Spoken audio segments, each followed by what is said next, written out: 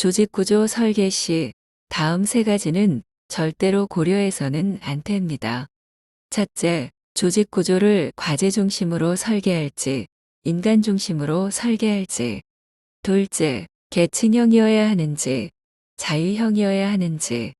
셋째, 모든 상황에서 옳은 해답이 되는 유일하고도 절대적인 조직구조가 틀림없이 존재한다는 신념.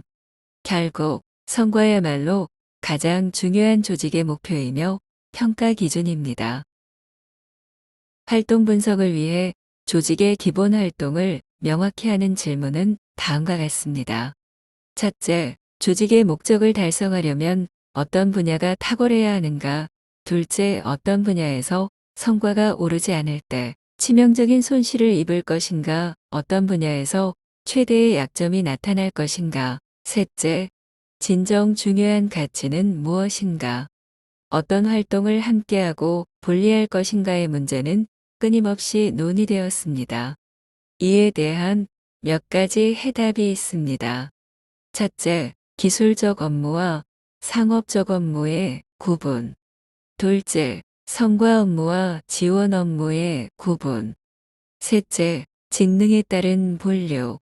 위의 분류들은 조직 내 활동을 공헌의 종류에 따라 크게 네 가지로 나뉘어집니다.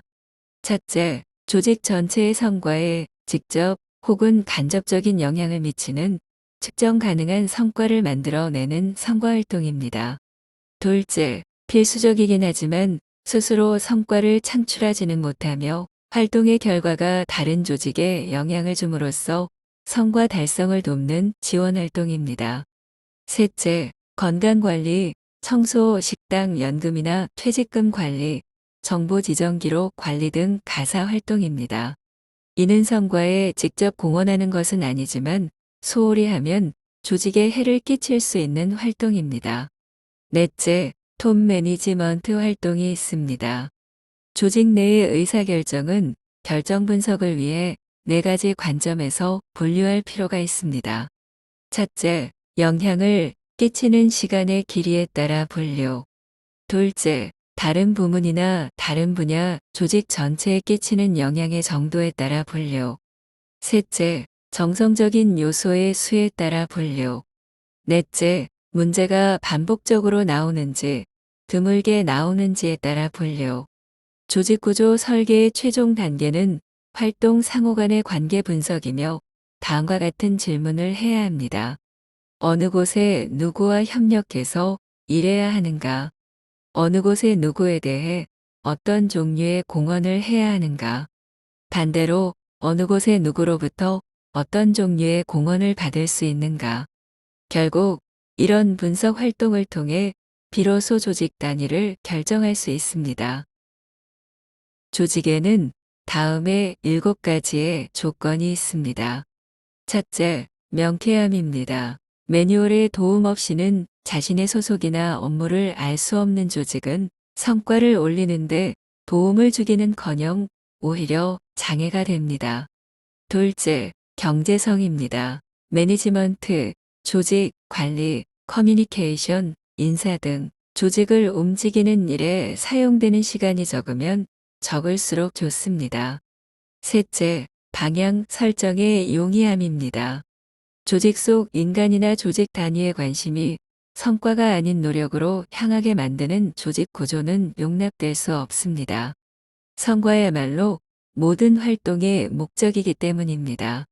넷째, 이해의 용이함입니다. 조직 구조는 모든 인간이 자신에게 주어진 일을 쉽게 이해할 수 있도록 설계되어야 하며 동시에 조직 전체의 일을 이해할 수 있도록 설계되어야 합니다. 다섯째, 의사결정의 용이함입니다. 늘 높은 수준에서 의사결정을 해야만 하는 조직 구조는 의사결정에 장애만 됩니다. 여섯째, 안정성과 적응성입니다. 안정성을 추구하는 조직 구조는 고도의 적응성을 가지고 있어야 합니다. 경직된 조직 구조는 안정된 구조가 아니라 부서지기 쉬운 조직입니다. 새로운 상황, 조건, 성격에 적응할 수 없는 조직 구조는 영속할 수 없다. 안정성과 함께 적응성은 조직 구조의 중요한 조건입니다. 마지막으로 조직은 영속해야 하며 동시에 원활한 신진대사가 가능해야 합니다.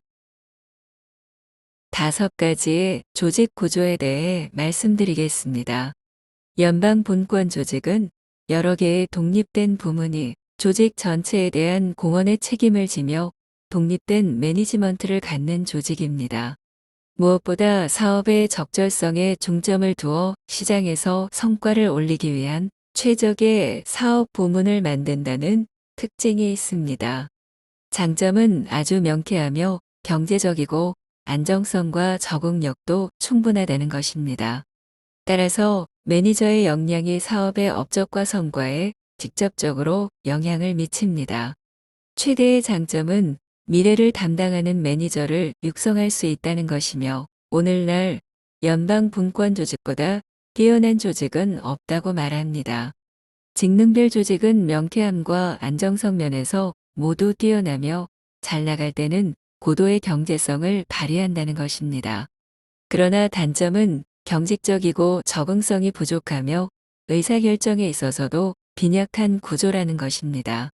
진정한 의사결정을 행할 수 있는 사람은 최고 경영자뿐이기 때문입니다. 외에도 인재를 육성하고 훈련시키기에도 적합하지 않으며 성과보다 기능에 중점을 두기 때문에 매니지먼트에 적합하지 않은 인간을 만듭니다.